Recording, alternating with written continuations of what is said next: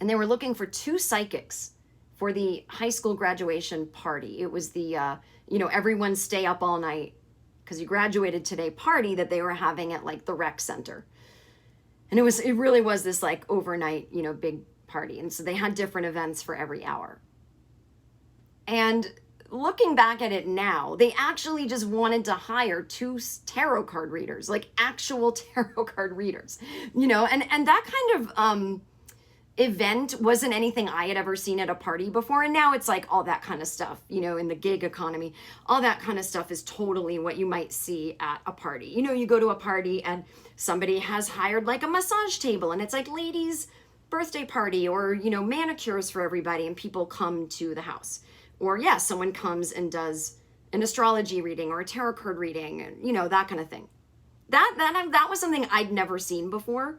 So when my friend Cheryl said they're looking for 2 psychics at this high school graduation party, it didn't even dawn on me that they were looking for actual psychics. Like I was so black and white back then, again, because I was 21. I graduated college, but I was telling you, it was a different world. It was like, I hadn't seen things like that. Like I hadn't seen a manicurist leave the manicure place and go to your house. Like it just things that weren't in the building they're supposed to be in. That I swear to God wasn't a thing I had known about. I don't know how else to explain the 90s.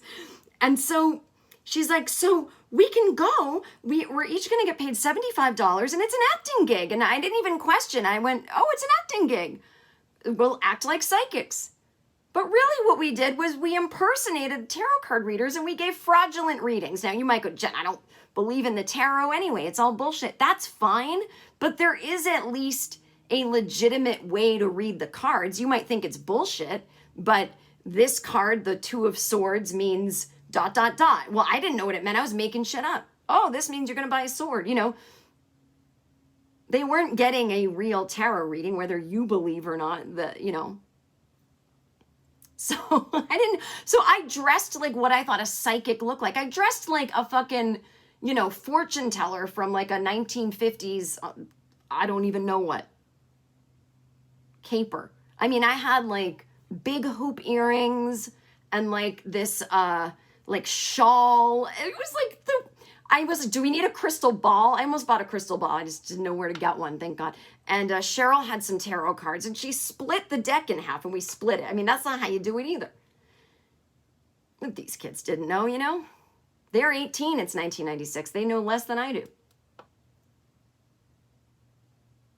But I tapped into one girl and I think about her all the time. I don't know her name and I am just like dying to know where she is, what she ended up doing with her life. God, can you imagine if she even listens to this podcast? So I see this girl. She's like totally 90s, like Delia's catalog. You know what I'm saying?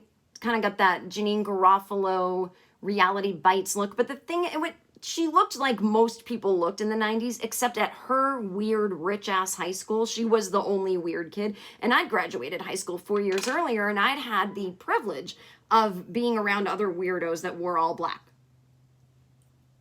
and dressed, the way I'm talking about, with the Mary Jane shoes and the, grunge and all that. And so even though I was in a small percentage of weird dressing kids, I wasn't the only one. And then, of course, that became mainstream. So it was just weird that 4 years later, she still felt like an outcast when her style had already literally become mainstream. But I guess her school didn't get the memo. And so she was kind of this like literal outcast. Like she was just standing there alone.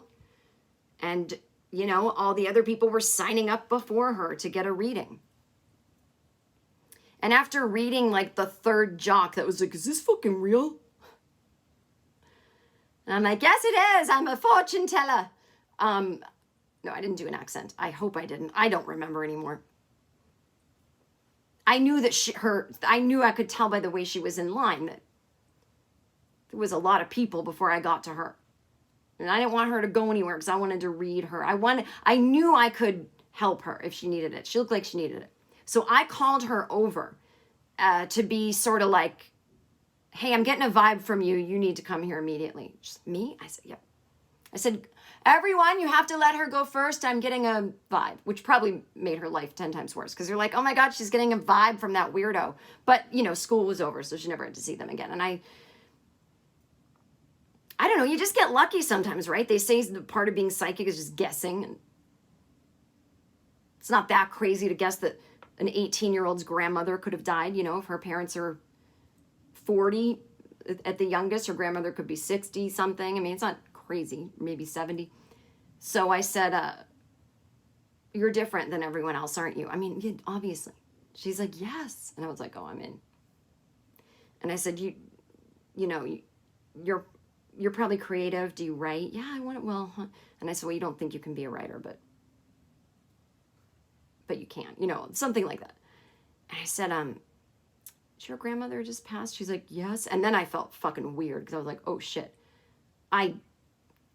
She's like, why do you, like, I was still, like, I'm sitting there, like, doing a psychic reading and not a tarot card reading. So I'm kind of like, look at this card while I do that. You know, I'm making it up. Hold this card. The energy's coming from this card. That's the card, the grandmother card. Oh, yeah, you know, well, I don't know what I'm saying. And she's like, is she coming through you? And I was like, yes, she is. And she says, so I tell her this story. I say, you know, your grandmother always wanted to talk to you about how you were a little different. She's like, she did. And I'm like, yeah, but she didn't know if you knew that you were different or if you thought it was good or bad. So she just never said anything. And she wanted to tell you that she was just like you when she was your age. She was? And I said, yeah. She wanted to be a writer. She did. And I said, yeah, but she couldn't because, you know, how the times were back then. And so, you know, she loved getting married and having kids and having the grandkids, of course, but she had dreams too. And, you know, she didn't want to force it on you or assume things, but she's watching over you and she's giving you great ideas and she's giving you support and she just wants to let you know, I mean, just all this. This girl was like shaking. She was like, thank you so much. Now, I know what I did was technically evil, but I also feel like I helped her. And we don't know.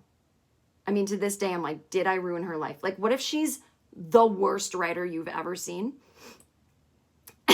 And she should totally be doing, like, she's a math genius or a biology or a science genius, and she could have cured cancer by now, but she's like, my dead grandmother's guiding me to be a writer.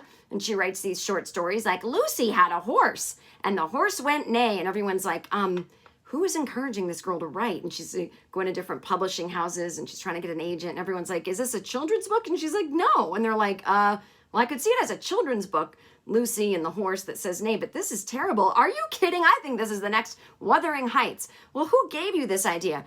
My grandmother. I don't know. And now her brilliant cure for cancer isn't being widely circulated in the lab because she's working part-time at McDonald's and writing these terrible books.